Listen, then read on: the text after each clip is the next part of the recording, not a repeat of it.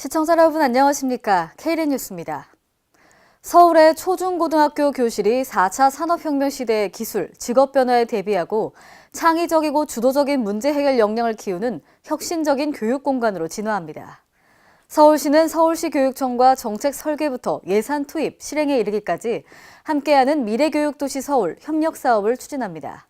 2021년까지 4년간 총 1조 889억 원을 투자하며 올해는 2,482억 원을 우선 투입합니다. 미래교육도시 서울 기본계획은 창의적이고 감성적인 역량을 키우는 미래교실 조성과 쾌적하고 안전한 교육환경 조성 등 4대 핵심 과제와 36개의 사업으로 구분됩니다. 또 학생과 교사, 건축가가 특색 없는 교실을 바꾸는 꿈을 담은 교실이 대상과 유형을 다양화합니다. 전북 익산시 영등동 국가산단 내 폐기물 처리를 놓고 정부와 익산시가 책임 떠넘기기에 나섰습니다. 논란이 되고 있는 익산 영등동 국가산단은 4,200톤가량의 폐기물이 방치돼 환경오염을 부추기고 있는데요. 홍재희 기자가 취재했습니다. 도심 한가운데 방치된 폐기물로 논란이 되자 전북 익산시는 이달 9일까지 폐기물을 처리토록 조치하겠다고 했지만 익산시와 정부는 피풍행정으로 일관하고 있습니다. 익산시는 여전히 영등동 국가산업단지에 쌓인 수천 톤의 폐기물 처리 주체가 산업통상자원부에 있고 시는 제3자의 위치라는 입장입니다. 더욱이 이곳은 오는 10월 개최될 전국체전 숙소로 활용될 호텔에 건립되고 있는 곳 옆이어서 시민들은 익산을 방문하는 관광객들에게 비춰질 이미지를 우려하고 있습니다. 익산시 관계자는 지난해부터 사회에 걸쳐 신속한 처리 명령과 함께 고발 처분을 내리고 있지만 해결 방안이 되지 못하고 있다며 문제가 되는 업체뿐만 아니라 다른 업체도 있어 수사 의뢰를 해놓은 상태라고 말했습니다. 또 산업 폐기물 처리 주체는 산업통상자원부에 있다며 첫 번째 책임자는 폐기물을 버린 사업자, 두 번째는 토지 소유자인 산업부, 세 번째는 시민들에게 쾌적한 환경을 제공해야 하는 익산시에 있다고 말했습니다. 이에 대해 산업부 관계자는 폐기물관리법에 보면 첫 번째가 폐기물 배출업자, 두 번째는 환경부와 지자체에 있다며 현재 업자가 무단으로 건물을 점유하고 있어 폐기물이 처리된 후 산업부에서 건물 철거에 대해 논의될 것 같다고 말했습니다. 폐기물 관리법을 보시면 폐기물 어떤 배출 및 처리 상황을 파악하고 관리해야 되는 거는 폐기물에 대해서 되집행을 할 수 있는 거는 환경부 장관과 시도구청장이거든요. 익산시 관계자는 국가산단이 익산시에 위치하고 있어 익산시도 완전히 책임이 없다고는 말할 수 없지만 기업을 관리하지 못한 정부 책임이 크다며 시에서는 시 역할에 맞게 축구 명령을 내려 처리하겠다고 말했습니다. KLN 홍재희입니다. 최저임금 상승과 근로시간 단축 등 기업 경영 여건이 변화하며 인천 기업들의 스마트 공장에 대한 관심이 높아지고 있는데요.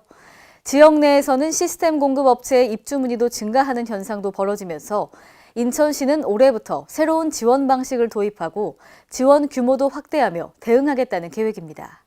인천시에 따르면 지난 2일 올해 스마트 공장 사업 투입 예산을 20억 8천만 원으로 확대했습니다.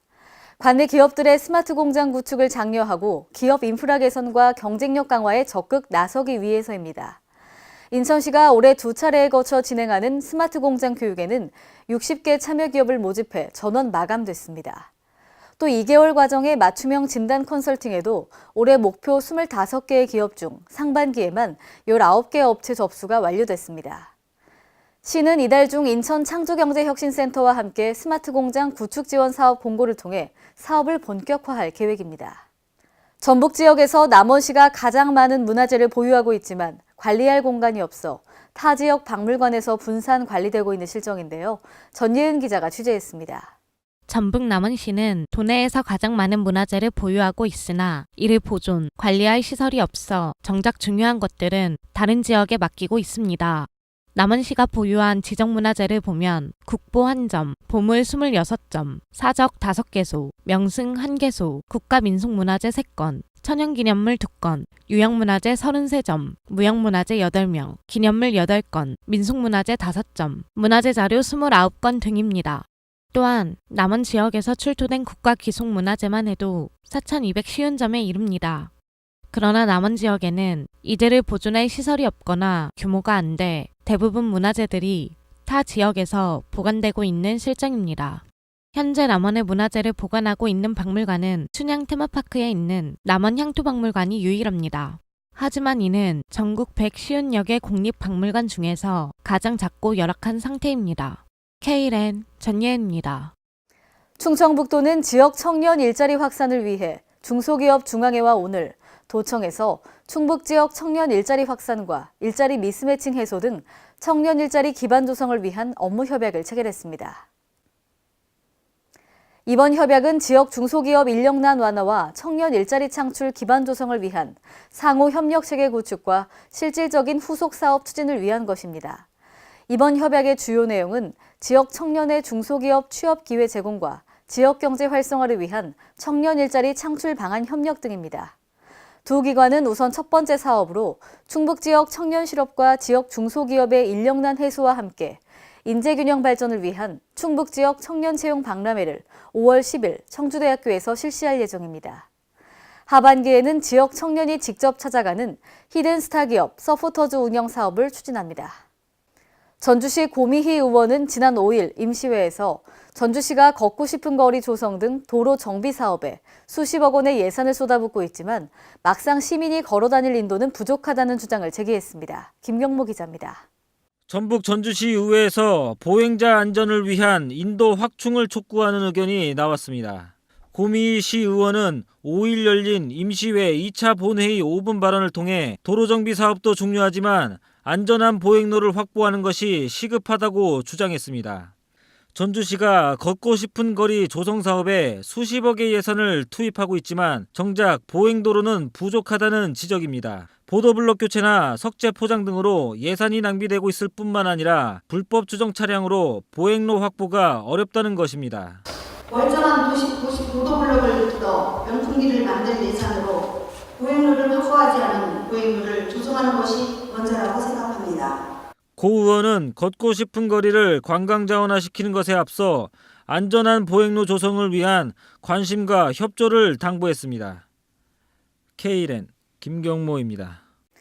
대구광역시 여성회관은 칠곡 지역 여성들을 찾아가 여성 취업 상담 및 기업체의 현장 면접을 실시하는 굿잡버스를 운영합니다. 대구시 여성 일자리 굿잡버스가 오늘 오전 11시부터 오후 5시까지 홈플러스 칠곡점 정문 광장에서 면접과 상담을 진행했습니다.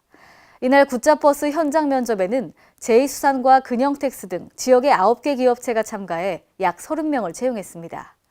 또 여성 취업 전문 상담사가 개인 맞춤의 취업 상담과 직업 교육 훈련 연계 등을 진행하고 현장 면접에 앞서 이력서 코칭과 면접 스킬도 제공했습니다. 국민건강증진법이 개정됨에 따라 지난 16년 9월부터는 금연구역 지정에 동의하면 지자체장이 검토 후 금연 아파트로 지정하는데요. 하지만 흡연의 주된 장소인 베란다나 화장실 등은 금연구역에서 제외돼 지정 취지를 살리지 못하고 있습니다. 전예은 기자입니다. 아파트 일부 구역에서 담배를 피울 수 없도록 하는 금연 아파트가 지정만 됐을 뿐 제대로 관리가 되지 않고 있습니다. 금연 아파트로 지정된 전주시 효자동 A 아파트 단지. 외부 공간과 화단 곳곳에는 담배꽁초가 떨어져 있어 금연 아파트 지정을 무색해 하고 있습니다. 또한 금연 아파트 지정 시 흡연의 주된 장소인 베란다, 화장실 등은 금연구역에서 제외돼 지정 취지를 살리지 못하고 있습니다. 아파트 내 흡연으로 인한 시비는 베란다나 화장실에서 들어오는 냄새 때문이지만 이를 법적으로 제재할 방법은 없기 때문입니다. 여기도 싸먹고 그래. 막 그 순간 좀 있어갖고 막 냄새 올라온다고도 막. K랜 전예은입니다. 오늘의 브리핑 뉴스입니다. 서울특별시가 무주택 서민들의 주거비 부담을 덜어주기 위해 전월세 보증금의 30%를 지원하는 보증금 지원형 장기안심주택을 2018년도 공급 물량 1,500호 중 2차로 500호를 공급합니다.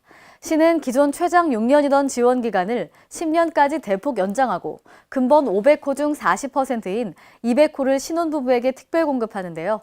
이번 지원 대상은 모집 공고일 기준으로 서울에 거주하는 무주택 세대 구성원으로 월 평균 소득액의 70% 이하인 가구로 자동차는 현재 가치 2,545만 원 이하여야 합니다. 환경부는 봄철 미세먼지를 줄이기 위해 도심 내 이동이 잦은 시내, 외와 차고지 등에서 자동차 배출가스를 집중 단속합니다. 환경부는 오는 20일까지 전국 시도 지자체, 한국환경공단과 함께 자동차 배출가스를 집중 단속키로 했는데요. 이번 단속은 노후 경유 차량과 도심 내에서 이동하는 시내외 버스, 학원 차량 등 약 4만 4천 대를 집중 단속할 계획입니다. 이번 점검을 기피하거나 방해한 운전자는 200만 원 이하의 과태료가 부과되며 배출 허용 기준을 초과한 차량은 최대 10일간 운행정지 처분을 받게 됩니다. 부산광역시가 지역대학과 함께 부산시 아동들의 치아 건강을 위해 나섰습니다.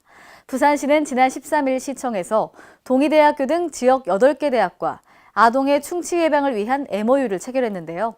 부산시의 유아 구강보건 사업은 관내 700여 개 유치원과 어린이집 6만여 명의 원활을 대상으로 구강건짐과 구강보건 교육을 실시해 올바른 구강관리 습관을 가지도록 하는 한편 충치 예방을 위한 불소도포와 불소용액 양치 사업도 전개합니다.